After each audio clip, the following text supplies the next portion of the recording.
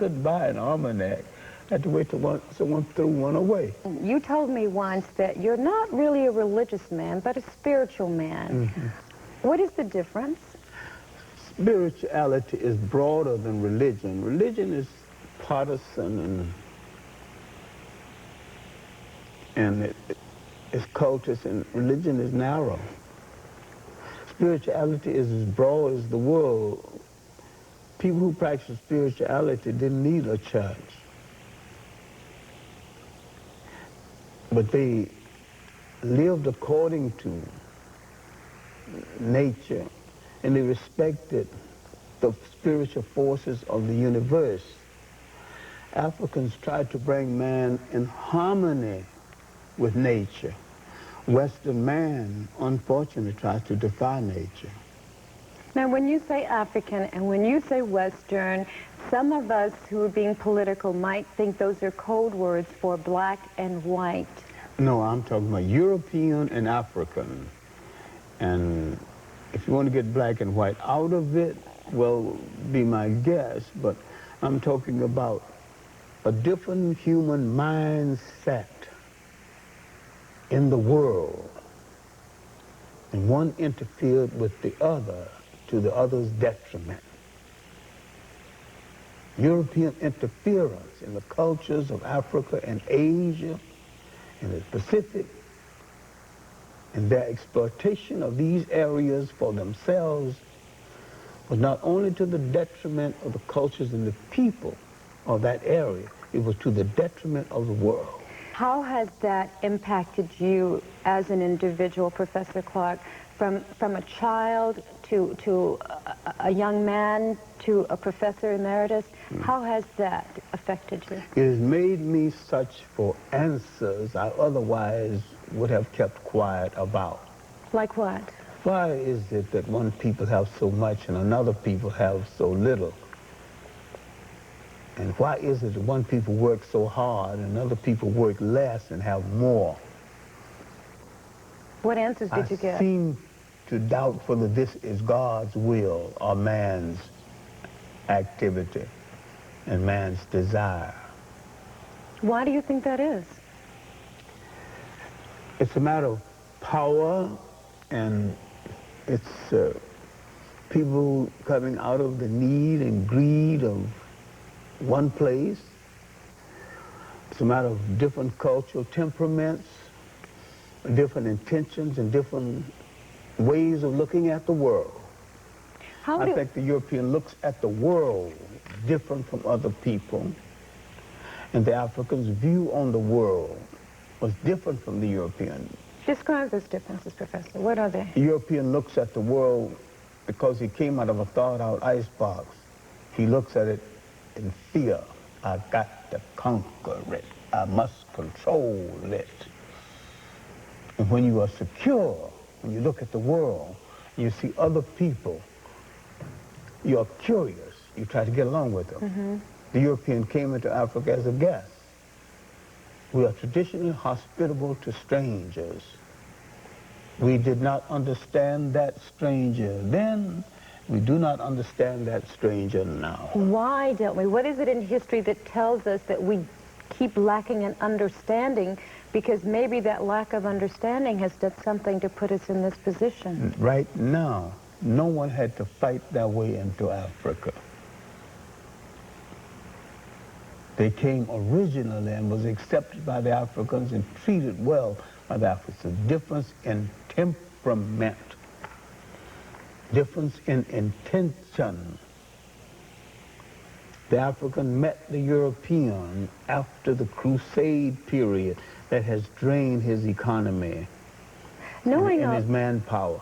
And after the famine and plagues, he was hungry.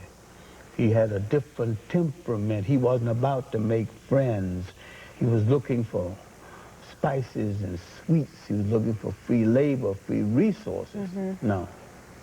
You were saying? What should we learn from that, and what should we do about it? That no matter how kind and generous a people are, they have a right to protect themselves, a right to protect their culture, right to protect their customs, right to protect their women, right to protect their family, their household, their kith and kin. And this is not prejudice, this is preference. You mentioned Adam Clayton Powell during your time in Harlem, and depending on your point of view, one might see him as radical.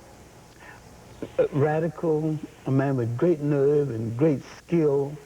Adam Clayton Powell emerged after the Harlem riot of 1935. Did he draw on your talents to remember things? And No, but I just had a great respect for Adam's energy and his great talent. Out of the 3 billion people in the world today, 2,500,000,000 are colored. And these colored people are saying, don't talk to us about a free world, and don't talk to us about following your leadership, as long as you've got our colored people in Cambridge, Maryland, not able to buy a cup of coffee in a cheap little lunch counter. I knew he was a big ego and a lady chaser par excellence. That didn't bother me, but in spite of it, he got the work done. The most important thing is to get the work done. when we say history, we often hear the phrase, those who do not know their history are doomed to repeat it. Have we as a people learned our history? Is anything We really... haven't learned it well enough to stop repeating the tragedies of it. And that's unfortunately.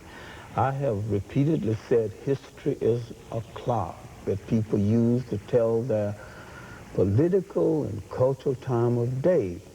It is a compass that people use to find themselves on the map of human geography. History tells you where you're going, where you've been, where you're going, where you still must go, and what you still must be. The relationship of a people to their history is the same as the relationship of a child to his mother. What time is it for the African? It is time the African looked within himself and realized when dawns were young, he created the world's first humane state. It is time that the African draw on himself and realize that there are African solutions to African problems. We quite forget that the Europeans, when they came to Africa, they not only colonized history, they colonized information about history. You were reading my mind because I was just going to ask you where I first heard you say that, or first read that you said that was in Essence magazine in 1989, where you talk about mass media's control over the mind. And the most tragic of all the control is the control over the image of God. You mean to say that whoever describes God or invents God rules? Generally. How do you feel about all people generally looks at the spiritual deity as someone that resembles themselves, not us. I interfered with you. No, sir, you're right. Go right along, because all during our growing up, we share a lot of things, you and I. I'm happy to share your heritage. And one of them is our religion, and that is of being Baptist, brought up as Baptist. And we see pictures of Jesus. And the angels, not a single black angel. You tell me God is merciful, God is graceful.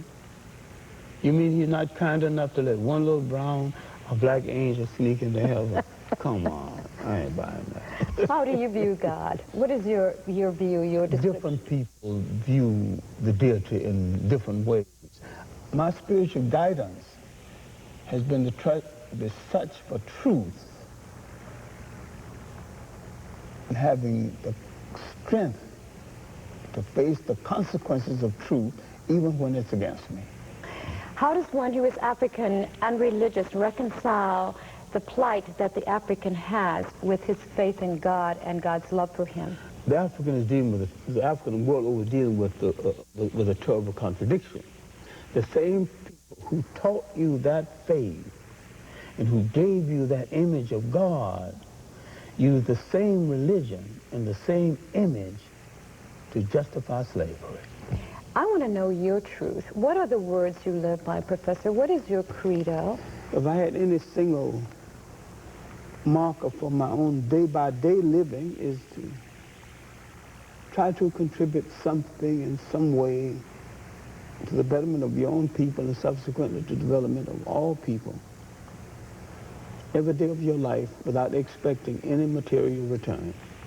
Well, Professor, I can safely say that those of us who love you and who are fans of you as you are doing that, have done that. And for that, we are very grateful. I want to thank you for joining us on Thank you Prisoner very much. Diary. Thank you for letting us know our past, loving our past, and having hope for the future. Thank you. Thank you so much.